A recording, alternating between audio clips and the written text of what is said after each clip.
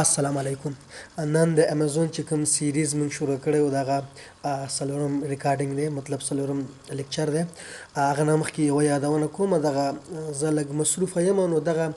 کوم ویډیو چې زه ریکارډ کوم دا ډېر اکثره جلتۍ سره تادۍ سره ریکارډ کوم او بیا ایډیټینګ پکې نه کوم، همداسې پوسټ کوم. نو که مانه ځینې تېروتنې کېږي هغه تاسو نادیده ونیسئ. هغه تېروتنې به داسې غټ تېروتنې نه وي، خو مثلا دغه کې ویډیو کې د دې په ځای چې ما ویلی وي چې یاره پروډکټ انفارمیشن ته راشئ، نو ما ویلي چې بزنس انفارمیشن ته. ما خو اسلام کې خو بیا هم تاسو داسې ځینې واړه واړه دغه دا نادیده ونیسئ در سره. نو په هر ترتیب زه راځم دلته د امازون چې کوم سایټ دی، کوم پلیټفارم دی، ما سره دا الریډي خلاص دی. نو دې باندې موږ مخکې ریکارډ کړی و، دغه بیا نه غواړم چې وروسته لاړ شم. خپل هدف ته راځم او په دغه کې موږ تاسو ویلي چې یاره امازون چې کله موږ شروع کوو، زه خو اول دغه پروډکټ خلاصوم. تاسو سره ما دا خبره کړې وه چې امازون کله موږ شروع کوو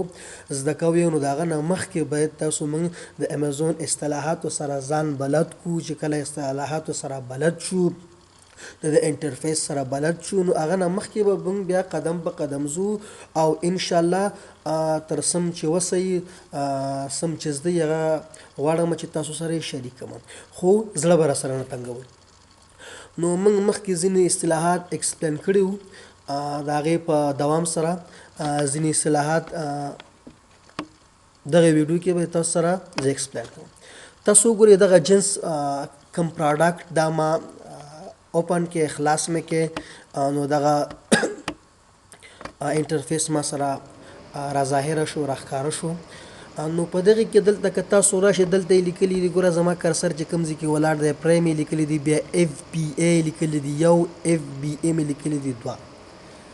دغه اصطلاحاتو باندې نن موږ او تاسو کار کوو چې د اف بی ای نه څه مطلب دی او اف بی ام نه څه مطلب دی. نو مطلب دا دی، د دې دا هدف دی چې دې کې دا جنس چې څوک خرڅوي، اف بی ای والا یو دی او اف بی ام والا دوه دي. نو دا به اوس موږ ته څه پته لګي چې یاره دا اف بی ای څه شی دی او اف بی ام څه شی دی. نو تاسو دا اف بی ای او اف بی ام دا د بزنس ماډل دی په امازون کې. اف بی ای، اف بی ام، ډراپ شیپینګ دی، پرایویټ لیبل دی، داسې نور ډېر اصطلاحات دي، خو هغه باندې موږ نن بحث نه کوو. فقط موږ نن تاسو د اف بی ای پیژنو او اف بی ام پیژنو چې دا څه شی دی. نو دلته راشو، اول به دا اف بی ام وپیژنو. اف بی ام، اف نه مطلب فلفلمنٹ بای مرچنٹ. فلفلمنٹ بای مرچنٹ نه څه مطلب دی؟ د دې نه هدف دا دی، زه په ساده اصطلاح کې تاسو سره دا خبره شریکه کما چې کله مونږ په امازون کې یو جنس لیست کو،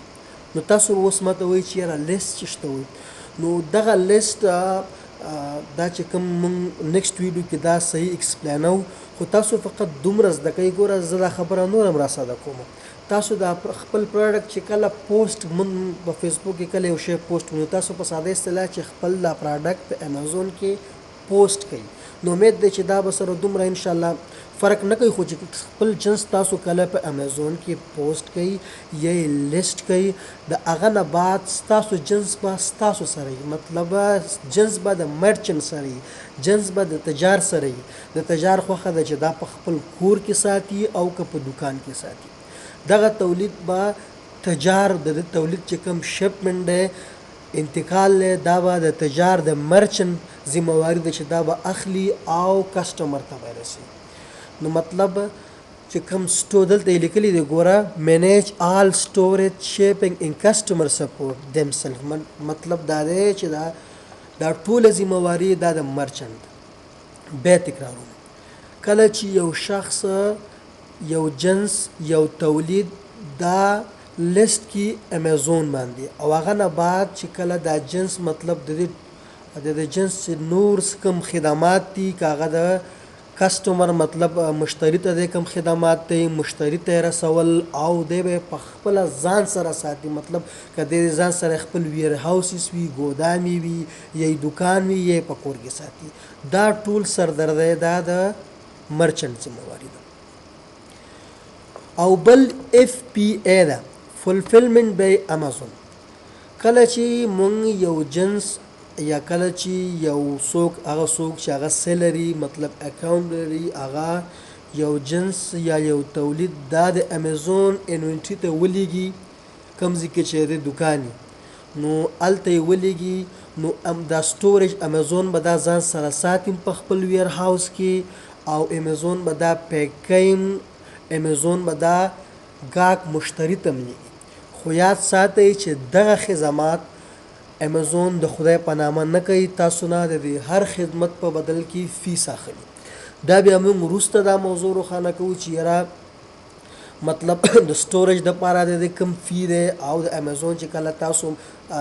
سیلر اکاونټ جوړوئ هغه کې یو انډیویجول دی بل پروفیشنل دی په هغې زه بحث نه کوم د هغې خپل جدا فیس دي نو فقط تاسو په دغه دواړو اصطلاحاتو باندې ځان پوه کړئ نو اف بی ام زما له نظره دا په افغانستان کې خو ناشونی دی ځکه چې فولفلمنټ بای مرچنټ نو دلته په افغانستان کې د امیزون ویر هاوسز نشته دی نو چې کله ویر هاوسز نه وي نو دا به ډېره سخت دی موږ به په خپل سیریز کې کوشش کوو چې اف بی ریلیټډ چې کوم کنسپټ دي او مخکې به موږ د اف بی ای مطلب چې کوم موږ پراډکټ هانټینګ کوو هغه به ټول د دغه اف بی ای نه راسرخیږي او راتاویږي به فولفلمنټ بای امیزون زه دا بیا خپله خبره بیا را مطلب خلاصه کوم چې اف بی فولفلمنټ بای مرچنټ کله چې یو جنس په امیزون کې یو تجار یا یو سیلر هغه لیست کی نو دغه د تجار ذمہواری ده څوک چې اف بی ام کوي چې هغه به ځان سره ساتیم ګاهک ته وایي مطلب ګاهک ته وایي لیږم انتقالوي به دا ټوله ذمہواري سر درد دا د مرچنټ دی او چې کله څوک اف بی ای کوي فولفلمنټ بای امیزون نو مطلب امازون به د دې دا تولید دا به ځان سره سټور کوي په خپل ویر هاوس کې مشتری ته به یې لیږي خو د دې هر څه په بدل کې به امیزون خپل فیس اخلي نو خدای دې وکړي چې تاسو په دغې اصطلاحاتو باندې پوه شوي یاستئ ګوره دلته یې لیکلي دي پرایم مطلب پرایم او اف بی یو شی دی اف بی نه مطلب دا دی فولفلمنټ بای امیزون مطلب یو کس په دې کې اف بی ای کوي او دوه کسه په دې کې اف بی ام کوي مطلب د دوو کسانو سره چې کم جنس دی هغه ورسره یا په خپل کور کې یا په خپل دکان کې پروت دی او دا اف بی یوې چې لیکلی دا کم چې مطلب دا فولفلمنټ بای امیزون دا د امیزون په ویر هاوس کې د امیزون په ګودام کې پروت دی خدای دې وکړي چې ستاسو کنسپټ کلیر شي اوسي